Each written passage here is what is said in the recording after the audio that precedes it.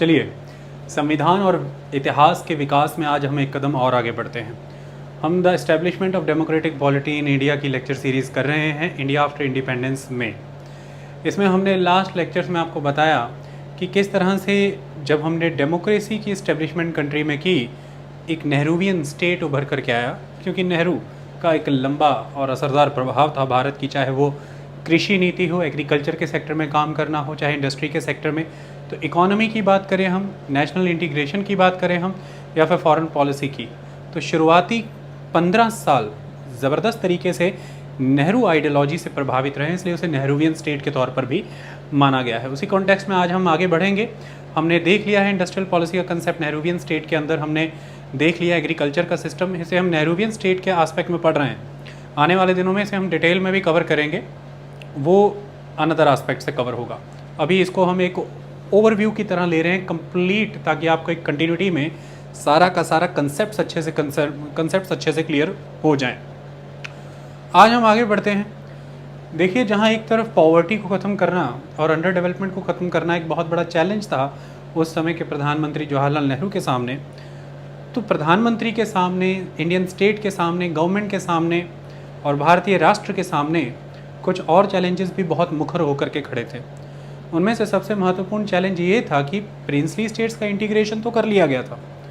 1947-48 ये 2 इयर्स बहुत इंटेंसिव रहे थे प्रिंसली स्टेट्स को इंटीग्रेट करने में, तो ये तो कर लिया गया। उसमें सरदार वल्लभ भाई पटेल का रोल बहुत इम्पॉर्टेंट रहा, जिसके तहत उन्होंने जो प्रिंसली स्टेट्स थे उन प्रिंसली स्टेट्स को कुछ कंसेशंस दिए उन्हें इंडिया के साथ जोड़ने के लिए।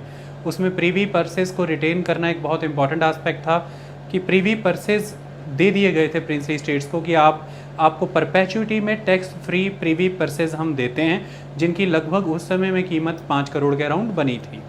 इसके अलावा कॉन्स्टिट्यूशन में भी प्रीवी पर्सेस का प्रावधान कर दिया गया था। ये महत्वपूर्ण चीज़ है, ताकि उन्हें पूरी तरह से अश्योर कर दिया जाए कि उनके प्रीवी पर्सेस का बेनिफिट सरकारें जल्दी ख़त्म नहीं कर पाएंगी, क्योंकि संविधान के तौर पर उसे रक्षा दी गई है।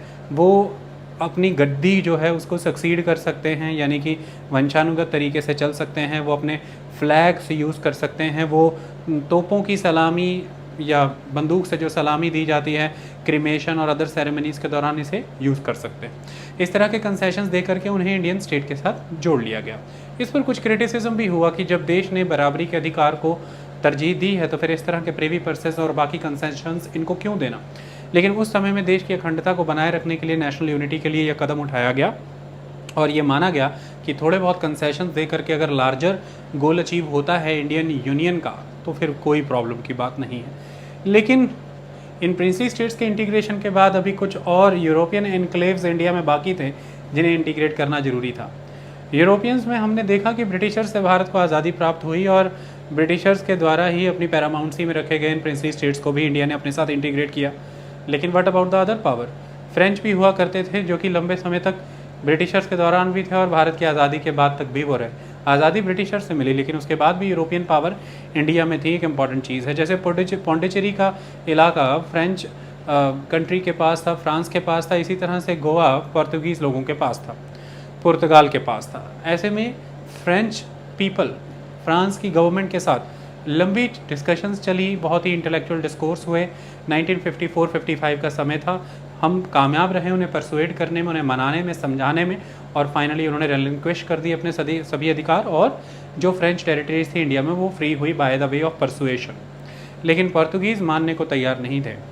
उनका ये मानना था कि वो सदियों से गोवा पर राज करते चले आ रहे हैं और गोवा में जो कैथोलिक्स हैं उन कैथोलिक्स पर अत्याचार होगा, उनके इंटरेस्ट सेफ गार्ड नहीं रहेंगे अगर हम यहाँ से चले जाएंगे। चाहे कोई भी शक्ति भारत में आती हो, गोवा हमारे पास ही था। लेकिन उनको ये समझाया गया कि this is not the correct approach, आपको ये जाना होगा। उन्हें कई आंकड़े भी दिए गए। उन्हें ये समझाया गया कि 60% जो पॉपुलेशन है गोवा की वो हिंदूज़ हैं। ये फर्स्ट आस्पेक्ट। दूसरी aspect, geographically, linguistically, territory wise, nationality wise लोग जो हैं वो कनेक्टेड हैं बाकी इंडियन रीजन से, आप उन्हें अलग नहीं कर सकते। कल्चर, कस्टम, मैनर कनेक्टेड है उनका बाकी के भूभाग से। भाषा के तौर पर लोग जुड़े हुए हैं, दिन त्यौहार, सभ्यता, संस्कृति के तौर पर वो लोग जुड़े हुए हैं गोवा के बाकी क्षेत्र के लोगों से। फिर उन्हें यह समझाया गया कि 2 लाख कैथोलिक्स मुश्किल से रहते हैं गोवा में, जबकि 50 लाख कैथोलिक्स पूरे भारत में है, एक सेकुलर स्टेट में हैं, जिनके इंटरेस्ट प्रोटेक्टेड है, तो कोई दिक्कत की बात नहीं है। इन कैथोलिक्स को भी कुछ नहीं होगा क्योंकि सेकुलर स्टेट है इंडिया, और हर किसी को अपने फेथ को एग्जीक्यूट करने की पूरी आज़ादी है, ऐसा उसमें कहा गया। लेकिन पोर्तुगीज़ मानने को तैयार नहीं थे। सोशलिस्ट और कम्युनिस्ट वॉलेंटियर्स ने, पार्टीज़ ने सत्याग्रह की शुरुआत कर दी। 1954-55 का समय है जब गोवा में सत्याग्रह किया गया। लेकिन जब सत्याग्रही गोवा में एंटर हो रहे थे, 20 इंडियंस को गोली मार दी गई। किनके द्वारा? पुर्तगालियों के द्वारा। इस तरह से मसैकर किया गया। उस समय में नेहरू ने ब्लॉकेड किया था, इकोनॉमिक ब्लॉकेड गोवा का, लेकिन वो इस पॉलिसी को फर्दर आगे नहीं बढ़ा करके लेकर के गए। वह ये चाहते थे कि अंतर्राष्ट्रीय स्तर पर जो प्रतिज्ञा उन्होंने ली है, जो प्रिंसिपल है उनके, जो डॉक्ट्रिन है उनकी, कि हम इंटरनेशनल लेवल पर जो भी कंट्रीज़ हैं उनके साथ एक फ्रेंडली वे में कोई भी डिस्प्यूट सेटल करेंगे, पीसफुल वे में, किसी तरह की फाइट या कन्फ्रंटेशंस नहीं करेंगे। इसी तरह से पुर्तगाल के साथ भी यह सिद्धांत की पालना की जा रही थी। यूनाइटेड स्टेट्स, यूनाइटेड किंगडम, इनको मनाया जा रहा था कि आप पुर्तगाल के ऊपर दबाव बनाइए। इसी तरह से यूनाइटेड नेशन असेंबली में 1960s में जब पुर्तगाल से ये पूछा गया कि भाई आप एशिया अफ्रीका में एक टाइम बाउंड मैनर में कब तक अपनी कॉलोनीज़ को फ्री कर रहे हैं, आपको बताना है, तब भी जब पुर्तगाल ने कोई निर्णय नहीं लिया उस पर, तब ये इशू बहुत ज़बरदस्त तरीके से फोरफ्रंट पर आ गया। और घटना ये हो जाती है कि 1961 दिसंबर में एक गांव के ऊपर अटैक करा दिया जाता है। गोवा के ही एक गांव के ऊपर पुर्तगाली जो हैं वो अटैक कर देते हैं। फिर फाइनली 18 दिसंबर 1961 जो है, उस दौरान जवाहरलाल नेहरू यूनाइटेड स्टेट्स की इच्छा के विरोध में जाके यूके की इच्छा के विरोध में जा करके उस समय यूनाइटेड किंगडम के प्राइम मिनिस्टर मैकमिलियन हुआ करते थे, यूनाइटेड स्टेट्स के प्रेसिडेंट जॉन एफ कैनेडी हुआ करते थे, और यूनाइटेड नेशन के जो है वो जनरल सेक्रेटरी UN थैंट हुआ करते थे। तो UN थैंट के अगेंस्ट जा करके, मैकमिलियन के अगेंस्ट जा करके, जॉन एफ कैनेडी के अगेंस्ट जा करके ये एक तरह का दबाव बना रहे थे कि भारत के ऊपर कि आप पीसफुल सोल्यूशन फाइंड आउट करने की कोशिश करिए, किसी तरह के आक्रमण करने के प्रयास ना करिएगा। लेकिन फिर भी एक मिलिट्री एक्शन लेने का डिसीजन लिया उस समय जवाहरलाल नेहरू ने। 1961 17-18 दिसंबर का ये दिन था, और जब मिलिट्री एक्शन लिया गया, शुरुआत में पुर्तगीज़ सेना, क्योंकि वहाँ पर गवर्नर जनरल थे पुर्तगीज़ के, तो पुर्तगीज़ सेना ने शुरुआत में भारतीय सेना के साथ वहाँ पर फ्रंट ओपन किया, लेकिन थोड़े ही समय में गवर्नर जनरल ने उस समय में अपना सबमिशन प्रोवाइड कर दिया, और पूरी तरह से सभी अधिकार गोवा के ऊपर पुर्तगालियों ने छोड़े। और फिर जवाहरलाल नेहरू ने ये कहा कि फाइनली अब जा करके देश पूर्ण रूप से आज़ाद हुआ है। जवाहरलाल नेहरू का वेस्टर्न मीडिया ने उस समय में क्रिटिसिज्म भी किया। एक पॉलिटिशियन होने के नाते, एक स्टेट्समैन होने के नाते आपको बहुत कुछ झेलना पड़ता है, क्योंकि वो गांधीयन स्टेट की बात करते थे, नॉन वायलेंस की बात करते थे, पीसफुल को एग्जिस्टेंस की बात करते थे, नॉन अग्रेशन की बात करते थे, नॉन इंटरफेरेंस की बात करते थे, म्यूचुअल को एग्जिस्टेंस, जैसे मैं कह रहा हूँ पीसफुल को एग्जिस्टेंस की बात करते थे, और इक्वल स्टेटस एंड कॉपरेशन की बात करते थे सभी देशों के बीच में। लेकिन ऐसे में उनके द्वारा शक्ति का प्रदर्शन करना, सेना का इस्तेमाल करना और ख़त्म करना पुर्तगाली कंट्रोल को, इसका वेस्टर्न मीडिया ने बहुत क्रिटिसिज्म किया कि आपकी हिपोक्रेसी सामने आ गई है, आपने जो मुखौटा पहना था वो सामने आ चुका है। ये एक इम्पॉर्टेंट चीज़ है। और उस समय में जॉन एफ कैनेडी ने भी जवाहरलाल नेहरू को ये कहा था कि अब आप कभी भी नॉन वायलेंस के कंसेप्ट को यूज़ नहीं कर पाएंगे, क्योंकि आपने खुद वायलेंस किया है। तो जवाहरलाल नेहरू का उस समय कहना था कि मैं आम जनता पर अत्याचार हो रहे थे, और इलॉजिकल रीजनिंग्स प्रोवाइड की जा रही थी पुर्तगाल की तरफ से गोवा में बने रहने के लिए, जिसे स्वीकार नहीं किया जा सकता था एक सॉवरेन स्टेट के तौर पर। क्योंकि नॉन वायलेंस हमारा ये भी है कि हमारी कंट्री की सॉवरेनिटी, इंटीग्रिटी कभी खंडित ना हो, ताकि हमारे देश के लोगों का हित ना हो किसी भी पड़ोसी मुल्क के द्वारा या विश्व की किसी शक्ति के द्वारा। और जब उन लोगों को जान माल का नुकसान पहुँचेगा, और यदि हम सक्षम नहीं हैं उसकी रक्षा करने में, तो यह भी एक तरह से हिंसा ही है। तो वह कभी ना हो, हमारे लोगों को जान माल का किसी तरह का नुकसान ना पहुँचे, भारत की अखंडता, संप्रभुता बनी रहे, इसके लिए यहाँ यह कदम उठाना अनिवार्य था। वो हमने उठाया है, और हम एक सॉवरेन स्टेट हैं, हम वो कर सकते थे। तो ऐसा जवाहरलाल नेहरू ने किया, एक स्टैंड उन्होंने लिया। और US, UK, यूनाइटेड नेशन, खासतौर पर US और UK का इंटरेस्ट ये था क्योंकि 1945 से ही कोल्ड वॉर की पॉलिटिक्स स्टार्ट हो रखी थी।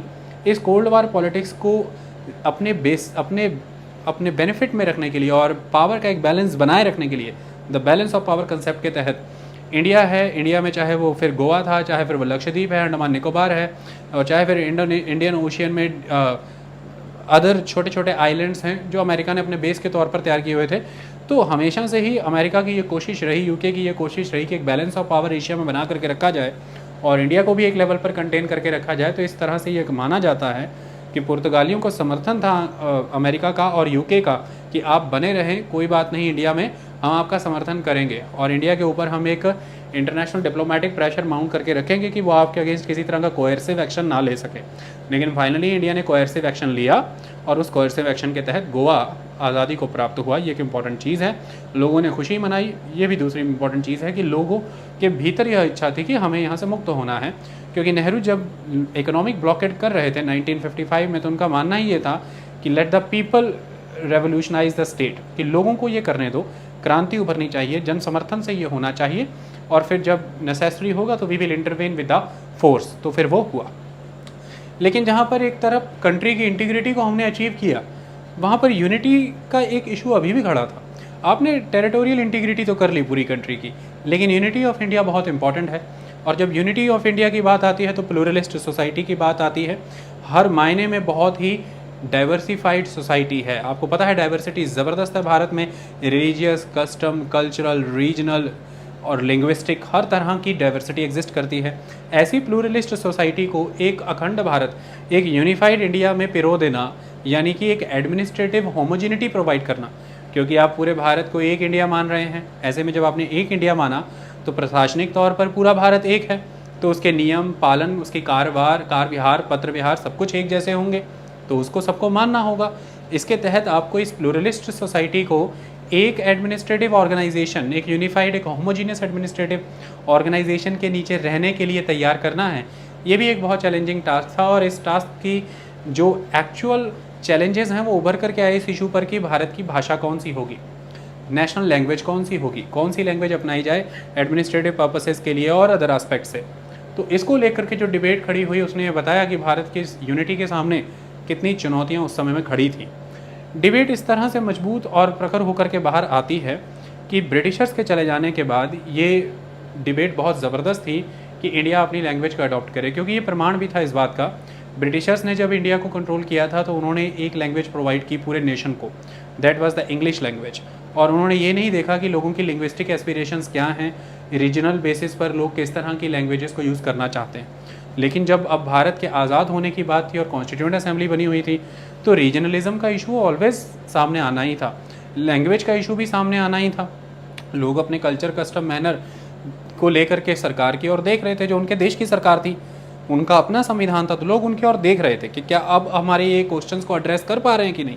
तो ऐसे में ये बहुत बड़ा क्वेश्चन था कि भाई लैंग्वेज क्या हो, क्योंकि ये प्रतीक था इस बात का कि भारत आज़ाद हो चुका, English speaking British administration, English speaking British nation से इंडिया अब मुक्त हो चुका है।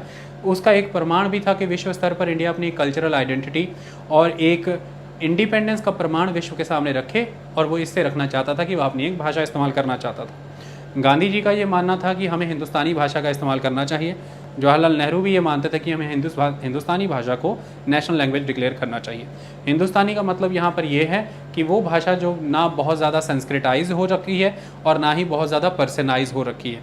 तो पर्शियन और संस्कृत लैंग्वेजेस से बैलेंस अचीव करते हुए जो लैंग्वेज उभरती है वो वाली हिंदी, वो हिंदी ना तो जिसमें ज़्यादा वर्जन पर्शियन नज़र आता है और वो वाली हिंदी भी नहीं ना तो जिसमें ज़्यादा वर्जन संस्कृत का नज़र आता है। एक बैलेंस्ड, एक हिंदुस्तानी भाषा जो बोलचाल की भाषा थी भारत की, इसको अपनाने की बात की गई। लेकिन जब फाइनली कॉन्स्टिट्यूएंट असेंबली के तहत ये विषय आगे बढ़ना चाहा तो मांग इस बात की उत्पन्न होने लगी कि जो ज़्यादा संस्कृताइज्ड वर्जन ऑफ हिंदी है उसको अपनाया जाए, और वो हिंदी जो थी वो प्रोमिनेंटली उत्तर भारत में बोली जाती थी और कुछ सेगमेंट्स में बहुत प्रोमिनेंट थी। तो इसकी वजह से ये समझ आ रहा था, कांग्रेस पर आरोप लग रहे थे कि आपकी राइट विंग लीनियंसी होती चली जा रही है, आप राइटिस्ट को सेटिस्फाई कर रहे हैं, ऑर्थोडॉक्स हिंदू सोसाइटी को सेटिस्फाई कर रहे हैं, कट्टरवादी हिंदुओं को सेटिस्फाई कर रहे हैं और हिंदू राज की तरफ भारत जाने का प्रयास कर रहा है। इस तरह के आरोप भारत पर लग रहे थे।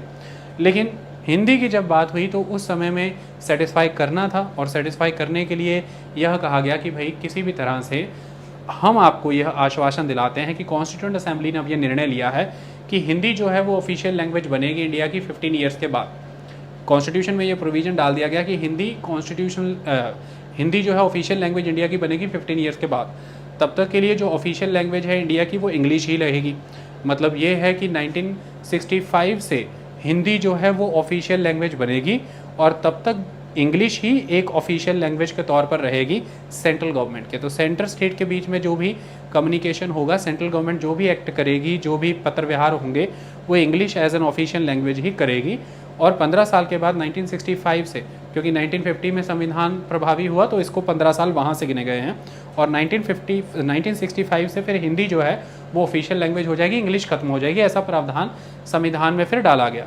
और उसी समय में ये कहा गया कि प्रोविंशियल लैंग्वेजेस एग्जिस्ट करेंगी और प्रोविंसेस अपनी उन प्रोविंशियल लैंग्वेजेस को यूज़ कर सकती हैं अपनी प्रोविंशियल एडमिनिस्ट्रेटिव पर्पसेस के लिए। इसके लिए उन प्रोविंशियल लैंग्वेजेस को शेड्यूल बना करके कॉन्स्टिट्यूशन के अंदर जगह दी गई। तभी आप देखते हैं कि कॉन्स्टिट्यूशन के प्रभावी होने के साथ ही कुल 8 शेड्यूल थे हमारे कॉन्स्टिट्यूशन में, और उसमें 8th शेड्यूल जो है वो 22 लैंग्वेजेस की बात करता है। ऐसे में वो लैंग्वेजेस जो डाली गई उस समय में, वो उन्हीं रीजनल एस्पिरेशंस को सेटिस्फाई करने के लिए डाली गई थी। समस्या भारत के सामने यह थी कि इंग्लिश बोलने वाले अंग्रेज चले गए और उनकी एक यूनिफाइड लैंग्वेज जो भारत में थी, वो जो एग्जिस्ट करती थी इंग्लिश, उसके बाद एक अल्टरनेटिव देना था। तो ये नहीं था कि कोई एक लैंग्वेज ही उभर करके आ रही है। भारत में उस समय में कुल 11 ऐसी भाषाएं थीं जिन भाषाओं को लगभग मिलियन से ज़्यादा लोग बोलते थे, मतलब हर भाषा को 10-10 लाख से ज़्यादा लोग बोलते थे। तभी इस बात पर डिबेट बहुत ज़बरदस्त हुई कि अब कौन सी भाषा को चुना जाए देश की प्रशासनिक भाषा के तौर पर और राष्ट्रीय भाषा के तौर पर। तो ऑफिशियल लैंग्वेज या फिर नेशनल लैंग्वेज के तौर पर किस लैंग्वेज को चुना जाए, इस वजह से ये डिबेट बहुत ज़बरदस्त तौर पर उभर करके आई। लेकिन मुद्दे की बात यह है कि ये डिबेट उस लेवल पर भी शांत नहीं हो पाई। जब ये प्रोविजंस रखे गए कि भैया कॉन्स्टिट्यूशन के अंदर 15 साल के बाद जो है वो उसे हिंदी को ऑफिशियल लैंग्वेज बनाया जाएगा, अभी हम इंग्लिश को ही लेकर के चल रहे हैं। प्रोविंसेस लेवल पर हमने 8th शेड्यूल कॉन्स्टिट्यूशन में ऐड कर दिया है और आप अपनी लैंग्वेजेस को उसमें डाल दिया गया है, और आप प्रोविंसेस लेवल पर यानी कि स्टेट्स के लेवल पर अपनी रीजनल लैंग्वेजेस का यूज़ कर सकते हैं।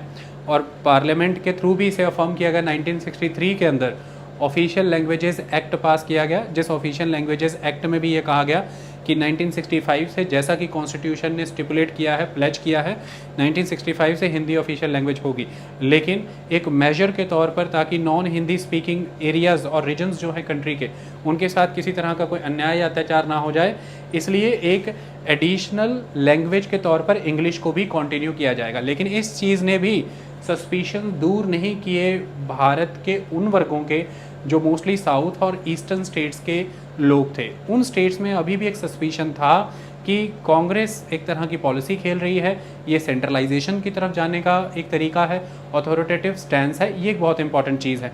और फाइनली ये चीज़ तब जा कर के सुधरी थी जब 1967 में ऑफिशियल लैंग्वेजेस एक्ट में अमेंडमेंट किया गया। तो ऑफिशियल लैंग्वेजेस अमेंडमेंट एक्ट 1967 में जाकर के आया, जिसके तहत ये कहा गया कि सेंटर और स्टेट के बीच में जो एडमिनिस्ट्रेटिव कम्युनिकेशन होगा वो बाइलिंगुअल होगा, यानी कि हिंदी इंग्लिश बोथ होंगे। तो कोई भी पत्र व्यवहार आप देखें केंद्र सरकार राज्य सरकार के बीच में बातचीत का, तो वो हिंदी इंग्लिश दोनों लैंग्वेजेस में होता है। और सेकंड इंपॉर्टेंट चीज़ कि जो स्टेट्स हैं उन स्टेट्स को अपनी प्रोविंशियल लैंग्वेजेस यूज़ करने का अधिकार है प्रोविंशियल एडमिनिस्ट्रेशन में। और मल्टीलिंगुअल फार्मूला भी इंडिया ने फॉलो किया। मल्टीलिंगुअल फार्मूला का मतलब यही था कि प्रोविंसेस में आप अपनी प्रोविंशियल लैंग्वेजेस यूज़ करिए, और पब्लिक सर्विसेज एग्जामिनेशन में भी मल्टीलिंगुअल फार्मूला यूज़ होता है। जैसे कि यूपीएससी के अंदर आप देख सकते हैं कि आप किसी भी क्षेत्र के हैं, यदि संविधान के 8वीं अनुसूची में 8th शेड्यूल के अंदर आपके भाषा गिवन है, तो आप उस लैंग्वेज में अपना एग्ज़ाम लिख सकते हैं, except the compulsory language paper. आप उसी भाषा में सारा एग्ज़ाम लिख सकते हैं, जनरल स्टडीज़, ऐसे का पेपर, ऑप्शनल पेपर, आपको कोई बंदिश नहीं है। आप पंजाबी से लिखना चाहते हैं लिखिए, आप गुजराती से लिखना चाहते हैं लिखिए, आपको कोई रोक टोक नहीं है। ये एक इंपॉर्टेंट चीज़ है। तो बाइलिंगुअल सिस्टम यूज़ किया सेंटर स्टेट के बीच के संबंधों का, और मल्टीलिंगुअल सिस्टम यूज़ किया। प्रोविंसेस को भी लैंग्वेजेस अलाउ की गई कि वो अपने स्टेट की लैंग्वेजेस यूज़ कर सकते हैं, और पब्लिक सर्विसेज एग्जाम्स में भी मल्टीलिंगुअल सिस्टम को फॉलो किया गया। इस तरह से देश के एक इस प्लूरल कल्चर को पॉलिटिक्स के साथ जोड़ने का काम किया गया कि भाई कंट्री है, कंट्री में कॉन्स्टिट्यूशन है, और कॉन्स्टिट्यूशन में हम ये कहते हैं कि वो पॉपुलर सॉवरेनिटी से उभर करके आया है।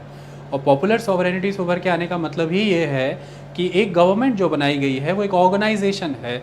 वो ऑर्गेनाइजेशन कॉन्स्टिट्यूशन के बेस पे काम करेगी तो फिर वो डेमोक्रेटिक होगी, लेकिन अल्टीमेटली उस ऑर्गेनाइजेशन को मैनेज क्या करना है, कंट्री की सोसाइटी को, इकोनॉमी को, पॉलिटिक्स को। ऐसे में सोसाइटी आधार है हर चीज़ का, और सोसाइटी परिभाषित होती है अपनी सभ्यता, अपनी संस्कृति से, अपनी कला से, और जिसमें सबसे इम्पॉर्टेंट योगदान भाषा का होता है। भाषा आपकी आइडेंटिटी है, भाषा आपकी नॉलेज को सहेज के रखने के लिए यूज़ होने वाला एक माध्यम है।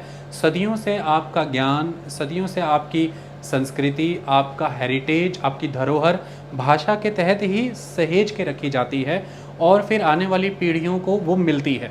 तो इस तरह से आपकी असल पहचान, आप कहाँ से हैं, सभ्यताओं की शुरुआत ही भाषा से मानी गई है। सिविलाइज्ड सोसाइटीज़ तब एग्जिस्टेंस में आई हैं जब लैंग्वेजेस का विकास हुआ है, ऐसा माना जाता है। जब राइटिंग आनी शुरू हुई, जब लिखा जाना शुरू हुआ, जब आपने कल्चर, कस्टम, मैनर के बारे में लिख सकते थे, सभ्यता उस तौर पर विकसित होनी शुरू हुई।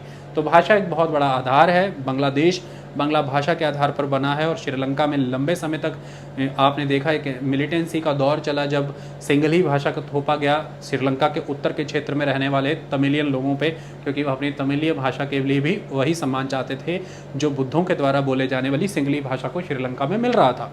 तो इस तरह से भाषा एक बहुत बड़ा आधार होता है आपकी सांस्कृतिक पहचान का, आपकी धरोहर का और आपकी सभ्यता की स्थापना का। उसे इतनी जल्दी छोड़ा नहीं जा सकता, इट इज़ नॉट पॉसिबल। समाज परिवर्तित हो जाए, सभ्यता में परिवर्तन आ जाए, संस्कृति के अंदर अगर उसका रूप जो है परिवर्तित होने लगे, वो नई भाषाओं को स्वीकार करे, वह एक अलग चीज़ है। लेकिन एडमिनिस्ट्रेटिव पॉलिसी के तहत ऊपर से आप सीधे सीधे भाषाओं को थोपते हैं यदि, तो वो फिर एक वेलफेयर स्टेट नहीं है। ये पुलिस स्टेट में हो सकता है, ये कोएर्सिव मेजर्स के थ्रू हो सकता है, लेकिन एक डेमोक्रेटिकली रनिंग कंट्री में that is not possible. Because democracy का मतलब ही ये है कि आप उनको अपनी सोशल, इकोनॉमिक, पॉलिटिकल ग्रोथ करने दें पूरी। और सोशल ग्रोथ में cultural growth is very important, और कल्चरल ग्रोथ में language, custom, culture, manner is very very important. तो ये एक इंपॉर्टेंट चीज़ है और इंडिया को यूनाइटेड रखने के लिए ये बेसिस भी था, क्योंकि डाइवर्सिटी में ही यूनिटी है। इस डाइवर्सिटी को एक्नॉलेज करते हम अगर, तो ही यूनिटी एग्जिस्टेंस में आती, अदरवाइज वो नहीं आ सकती थी। भाषा की समस्या ही एकमात्र मुद्दा नहीं थी। हमने अभी देखा कि किस लेवल पर डाइवर्सिटी को हमने एक रिस्पेक्ट अकॉर्ड की, तो उसकी वजह से एक इंटीग्रिटी कंट्री की बनाने की कोशिश की गई। लेकिन डाइवर्सिटी इस लेवल पर भी नहीं अकॉर्ड की जा सकती थी, ऐसा मानना था उस समय में जवाहरलाल नेहरू का और अदर पॉलिसी मेकर्स का, कि रीजनलिज्म इतना स्ट्रांग हो जाए कि कंट्री की इंटीग्रिटी यहाँ पर भंग हो जाए। ये भी एक इम्पॉर्टेंट चीज़ है। इसके लिए ही उस समय में एक डिस्प्यूट और है जो चैलेंज के तौर पर उभर करके आया था, और वो था कंट्री के इन स्टेट्स का रीऑर्गेनाइज करना। जब आपने लैंग्वेजेस को एक रिस्पेक्ट अकॉर्ड की, एक कॉन्स्टिट्यूशनल पोजीशन अकॉर्ड की, वहाँ से और भी बहुत सी समस्याएं उत्पन्न होकर के आई, और वो थी लैंग्वेज के आधार पर उठ रही मांगे। क्या मांगे उठ रही थी कि इंडिया की जो प्रोविंसेस हैं इनका रीऑर्गेनाइजेशन किया जाए, इन्हें भाषा के आधार पर दोबारा से डिमार्केट किया जाए और स्थापित किया जाए। अब कांग्रेस यहाँ पर दुविधा में थी। कारण क्या था? आपको पता होगा कि जब नॉन कॉपरेशन की कॉल ली गई थी 1920 में, नागपुर में सेशन हुआ था। कांग्रेस के हर साल सेशन हुआ करते थे, जिन्हें हम एनुअल सेशंस के तौर पर जानते हैं। 1920 का नागपुर सेशन जो था अपने बात में बहुत महत्वपूर्ण था।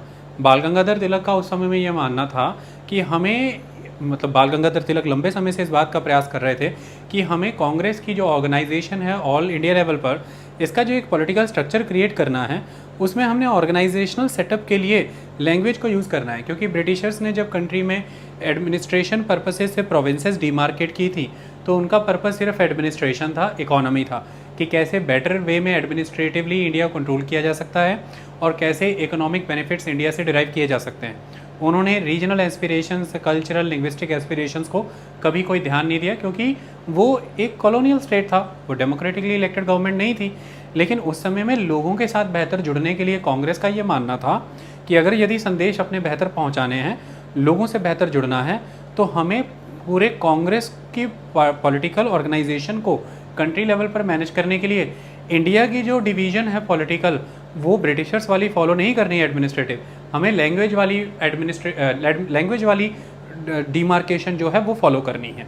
हमें नए यूनिट्स कार्व आउट करने होंगे इंडिया में। तो जैसे उदाहरण के तौर पर सपोज कीजिए कि ये इंडिया है। इंडिया में अगर हम उस समय में ब्रिटिशर्स के एंड पर देखें, तो मान लीजिए उन्होंने बंगाल प्रेसिडेंसी क्रिएट कर रखी है, बॉम्बे प्रेसिडेंसी क्रिएट कर रखी है, मद्रास प्रेसिडेंसी क्रिएट कर रखी है। अब ये उन्होंने जो बंगाल, मद्रास और बॉम्बे प्रेसिडेंसी क्रिएट की है, उनका पर्पज़ है एडमिनिस्ट्रेटिवली कैसे बेटर कंट्रोल किया जाए और इकोनॉमिक बेनिफिट्स कैसे लिए जाए।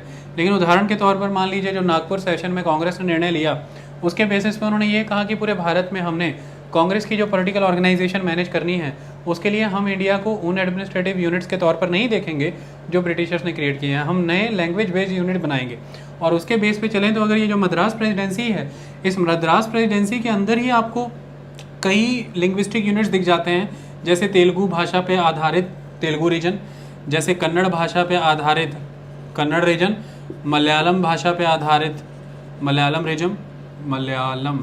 रीजन और तमिल भाषा पर आधारित तमिलनाडु रीजन। तो इस तरह से ये अलग अलग रीजन आपको नज़र आते हैं एक ही एडमिनिस्ट्रेटिव यूनिट के अंदर। लैंग्वेज के बेस पे कई रीजन आपने डिमार्केट किए।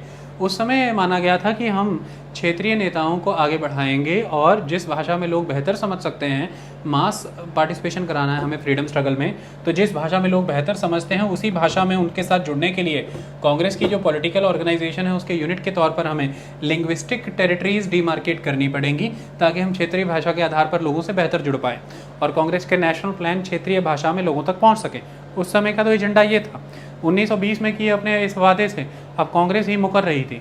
कांग्रेस के सामने 1947 में यही चैलेंज था कि भाई लैंग्वेज बेस्ड आप दोबारा से रीऑर्गेनाइजेशन करेंगे।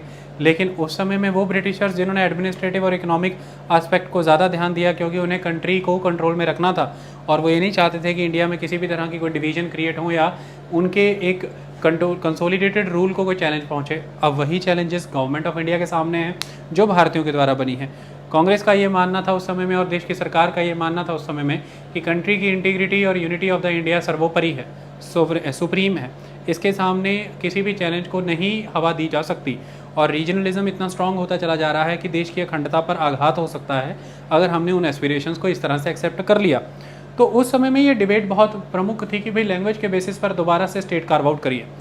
अब उसके लिए जो उस समय की सरकार थी उसने 1948 में लिंग्विस्टिक प्रोविंसेस कमीशन की स्थापना कर दी। तो 1948 में लिंग्विस्टिक प्रोविंसेस कमीशन गठित हुआ था। इम्पॉर्टेंट कमीशन है ये, एस.के. धार की अध्यक्षता में ये गठित हुआ था। तो लिंग्विस्टिक प्रोविंसेस कमीशन यानी कि भाषा के आधार पर जो प्रोविंसेस बननी चाहिए उसका कमीशन। अब ये जो एस.के. धार कमीशन 1948 का लिंग्विस्टिक प्रोविंसेस कमीशन उस समय में पूरे देश के अंदर एस्पिरेशन में, खास तौर पर दक्षिण भारत में यह एस्पिरेशन बहुत मुखर थी कि हमें यह तेलुगु के आधार पर हमें ये सारा क्षेत्र मिलना चाहिए, जैसे कि आंध्र प्रदेश का इलाका है, कन्नड़ के आधार पर कर्नाटका मिलना चाहिए, मलयालम के आधार पर केरला मिलना चाहिए, तमिल के आधार पर तमिलनाडु मिलना चाहिए। जब पॉपुलर लेवल पर, मास लेवल पर ये डिमांड बहुत मुखर होकर के सामने आ रही थी, लोगों में इस चीज़ की स्वीकृति भी थी, पॉपुलर एक्सेप्टेबिलिटी थी इस बात की। उस समय में एस.के. धार कमीशन का ये कहना था कि ऐसा नहीं हो सकता है, लिंग्विस्टिक स्टेट्स नहीं बन सकते हैं, कॉम्पोजिट स्टेट्स बनने चाहिए और स्टेट बनने के पीछे पॉलिटिकल एंड इकोनॉमिक वायबिलिटी को देखा जाना चाहिए, ये एक इंपॉर्टेंट चीज़ है। तो एस.के. धार कमीशन ने लिंग्विस्टिक स्टेट को निगेट कर दिया था, मना कर दिया था, ये एक इंपॉर्टेंट चीज़ है। तो इसका बहुत ज़बरदस्त क्रिटिसिज्म हुआ। जून 1948 में इसका गठन हुआ था और इसका क्रिटिसिज्म बहुत ज़बरदस्त हुआ। इसी 1948 के वर्ष में फिर कांग्रेस पार्टी ने अपना एक कमेटी फॉर्म की, ये भी एक इम्पॉर्टेंट चीज़ है। इसे जेवीपी कमेटी कहते हैं क्योंकि जवाहरलाल नेहरू, वल्लभ भाई पटेल और पट्टाभी सीतारमैया ये तीनों इसके अंदर थे। जे से जवाहरलाल नेहरू, वी से वल्लभ भाई पटेल, पी से पट्टाभी सीतारमैया। तो कांग्रेस पार्टी की अपनी एक कमेटी है और उस कमेटी के तहत ये देखा जाना था कि लिंग्विस्टिक प्रोविंसेस बन सकते हैं कि नहीं। तो कांग्रेस पार्टी की linguistic provinces committee, that is the JVP linguistic provinces committee, इसने भी अपनी रिकमेंडेशंस में यही कहा कि कॉम्पोजिट स्टेट्स होने चाहिए। कॉम्पोजिट मतलब कि कॉम्पोजिट कल्चर होना चाहिए, विभिन्न भाषाएं बोलने वाले लोग एक साथ होने चाहिए। तो कॉम्पोजिट कल्चर से ओरिएंटेड कॉम्पोजिट स्टेट्स होने चाहिए, पहली चीज़। दूसरी बात ये देखना जरूरी है कि एडमिनिस्ट्रेटिव एफिशिएंसी उसमें स्टेट में है कि नहीं। तो एडमिनिस्ट्रेटिव फीजिबिलिटी देखनी बहुत ज़रूरी है कि एडमिनिस्ट्रेटिवली वो स्टेट रन हो सकता है कि नहीं। और दूसरा, इकोनॉमिक वायबिलिटी भी होनी चाहिए। आप स्टेट लैंग्वेज के आधार पर ऐसा नहीं बना सकते। उस समय माना गया कि ना तो जिसके पास रिवर है किसी तरह की, ना माउंटेन है, ना मिनरल रिसोर्सेज हैं, ना एग्रीकल्चर लैंड है उस लेवल पर, तो अगर वो स्टेट इकोनॉमिकली वायबल ही नहीं होगा, वो अपनी इंडिविजुअल एग्जिस्टेंस ही नहीं रख पाएगा, अपनी सर्वाइवल ही नहीं रख पाएगा, तो ऐसे में वो चल नहीं पाएगा सिंपली अगर हम लैंग्वेज को ही एड्रेस करते रह जाए। दूसरा, एडमिनिस्ट्रेटिव फिजिबिलिटी भी देखनी जरूरी है कि उसका साइज़ इतना भी छोटा ना हो कि वो अपनी एडमिनिस्ट्रेशन का खर्चा खुद ना उठा पाए और इतना भी बड़ा ना हो जाए कि उसकी एडमिनिस्ट्रेशन ऑलवेज अंडर सर्विस के कैटेगरी से जूझती रहे कि वो सर्व नहीं कर पा रहे हैं लोगों को, कैओस में है ऑलवेज, और बहुत से एरिया अनसर्व्ड रह जाते हैं। तो इतना भी एक्सट्रीम लार्ज ना हो जाए, एक्सट्रीम स्मॉल ना हो जाए। और सेकंड इंपॉर्टेंट एस्पेक्ट की एडमिनिस्ट्रेटिव फिजिबिलिटी इस लेवल पे बनी रहनी चाहिए कि एडमिनिस्ट्रेशन लॉ एंड ऑर्डर की सिचुएशन मेंटेन कर पाए, इस तरह का क्षेत्रफल हमें उन्हें प्रोवाइड करना है। तो इन चीज़ों को ध्यान में रखा जाए तो इन्होंने भी लैंग्वेज बेस्ड स्टेट्स को नो बोला था। ये एक इंपॉर्टेंट चीज़ है जेवीपी कमेटी ने। लेकिन इस कमेटी ने यह भी रिकॉग्नाइज़ किया था कि बहुत प्रेशर है सरकार के ऊपर और देश के स्तर पर एक माहौल तो है कि लैंग्वेज के आधार पर डिमार्केशन किया जाए। ये एक बहुत इंपॉर्टेंट चीज़ है। अब फाइनली हुआ क्या, यहाँ पर गतिविधियाँ कहाँ से शुरू हुई? देखिए, आंध्र एक इम्पॉर्टेंट स्टेट है जहाँ पर सबसे पहले इस तरह के स्वर उठने शुरू हुए थे कि हमें भाषा के आधार पर अपना स्टेट चाहिए, और इसमें बहुत सी इंपॉर्टेंट शख्सियतें आ जाती हैं। ये एक इम्पॉर्टेंट चीज़ है। उस समय में सीताराम एक बहुत बड़ी शख्सियत हुआ करते थे। 1951 की ये बात है। सीताराम के द्वारा, ये एक गांधीयन आइडियोलॉजी को फॉलो करने वाले शख्स थे, इन्हें पंडित सीताराम भी कहा जाता था। इनके द्वारा उस समय में यह आवाज़ रखी गई कि भाई हमें लैंग्वेज के आधार पर आंध्र स्टेट चाहिए, जिसके लिए इन्होंने फास्ट अनटू डेथ रखा। तो इन्होंने 35 दिन का उपवास रखा। किसी तरह से इनका उपवास तोड़ा गया और इस मूवमेंट को फर्दर फिर कंटिन्यू किया गया 1952 में, और पोट्टी श्रीरामलू ने 56 डेज का फास्ट रखा हुआ था। 56वें दिन आमरण अनशन करते हुए उनका देहांत हो गया। 15 दिसंबर की ये बात है, और इस घटना ने 1952 में पूरे के पूरे दक्षिण के क्षेत्र में आगजनी की। लोगों में आक्रोश था, गुस्सा था, राजनीतिक तौर पर एक उथल पुथल जिसे आप कह सकते हैं वो मच चुकी थी।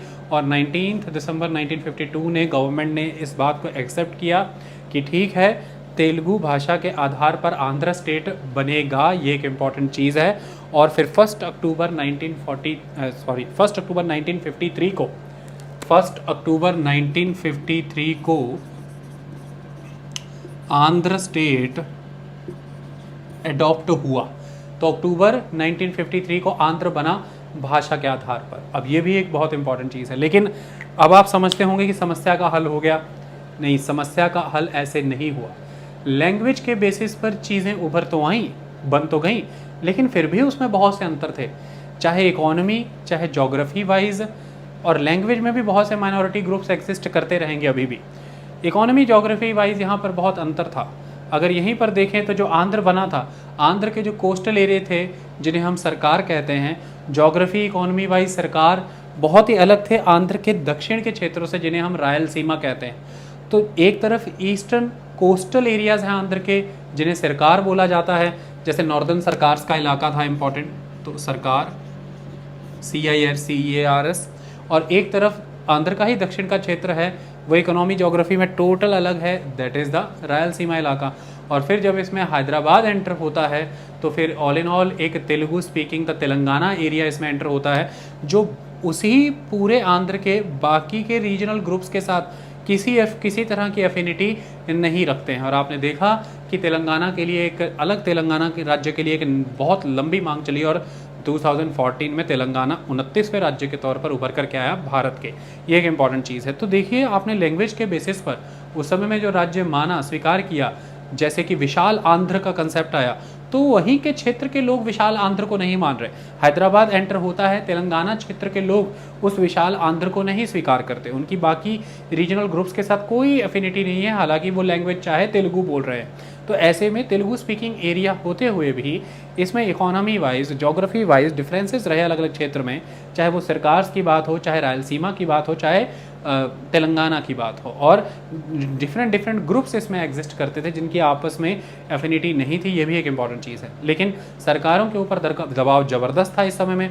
1953 में हर तरफ से दबाव पैदा हो रहा था, और आंध्र ने इसको हवा भी दे दी, क्योंकि बाकी रीजनल ग्रुप्स भी अब अपनी मांग लेकर के आगे बढ़ रहे थे कि भी हमें भी अपनी रीजनल आइडेंटिटी चाहिए, लैंग्वेज के बेसिस पर राज्य बनाइए। और फाइनली सरकार ने स्टेट रीऑर्गेनाइजेशन कमीशन 1953 में बनाया। तो स्टेट्स को रीऑर्गेनाइजेशन करने के लिए कमीशन 1953 में बना। 1956 में स्टेट रीऑर्गेनाइजेशन एक्ट आया। स्टेट रीऑर्गेनाइजेशन कमीशन की मांगों को देखते हुए उसमें कुछ फेरबदल करके 1956 के स्टेट रीऑर्गेनाइजेशन एक्ट के तहत फाइनली लैंग्वेज को एक आधार माना गया। लेकिन स्मॉल कॉम्पोजिट स्टेट्स बनाने की बात की गई उसमें, और ये कहा गया कि एडमिनिस्ट्रेटिव और economic viability, administrative efficiency, economic viability को भी देखा जाएगा, लेकिन हाँ, लैंग्वेज को उसमें तरजीह दी गई। लिंग्विस्टिक स्टेट्स बनाए गई, एक इंपॉर्टेंट चीज़ है, प्रायोरिटी लैंग्वेज को दी गई।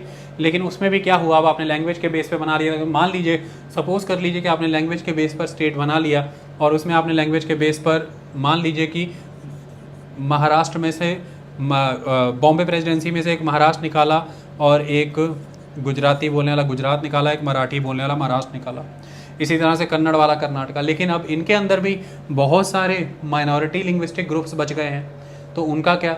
तो ऐसा कहा जाता है कि स्टेट रीऑर्गेनाइजेशन एक्ट के द्वारा सभी लिंग्विस्टिक ग्रुप्स की एस्पिरेशंस सेटल नहीं हो पाई। बहुत सी मांगें उसी तरह से लंबित रह गई, पड़ी रह गई, लोगों में आक्रोश पूर्ण रूप से ख़त्म नहीं हुआ। और इसी स्टेट रीऑर्गेनाइजेशन एक्ट के तहत पूरे भारत भर में, जिसमें खासतौर पर नॉर्थ ईस्टर्न स्टेट्स में भी बहुत सी मांगें उत्पन्न हुई और इसे माना गया है कि एक लंबी इंसर्जेंसी का दौर भी भारत में चला है। तो देश के सामने एक चैलेंज था, एक रीजनलिज्म बहुत स्ट्रांगली उभर करके आ रहा था, लैंग्वेज, कल्चर, कस्टम, मैनर उसका आधार बन रहा था, एक प्लूरलिस्ट सोसाइटी के तौर पर ये कंसेप्ट खड़ा हो रहा था। लेकिन देश भी परिवर्तित हो रहा था, समय के अनुसार चीज़ें बदल रही थी। जहाँ 1950s में, 1960s में बहुत स्ट्रांगली लैंग्वेज इस बात का गाइडिंग प्रिंसिपल के तौर पर काम करती रही कि स्टेट कैसे बनेंगे, वहाँ पर भाषा को आधार माना गया।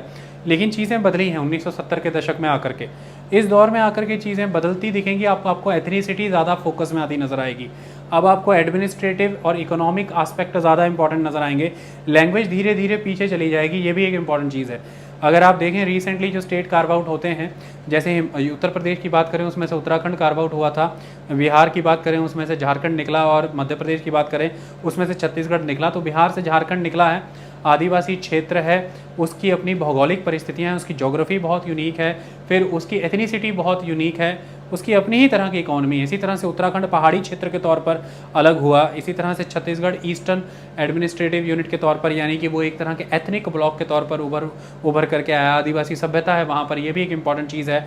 उनका एग्रीकल्चर सिस्टम राइस बाउल के तौर पर वो जाना जाता है, ये भी एक अलग रहा बाकी मध्य प्रदेश से। तो आने वाले समय में जो राज्य बनते हैं आपने देखें, वो राज्य 1970 के दशक से लेकर के आगे वो ज़्यादातर एथनिसिटी के बेस पर, एडमिनिस्ट्रेटिव एफिशिएंसी के बेसिस पर और इकोनॉमिक वायबिलिटी के बेसिस पे बनते दिखेंगे।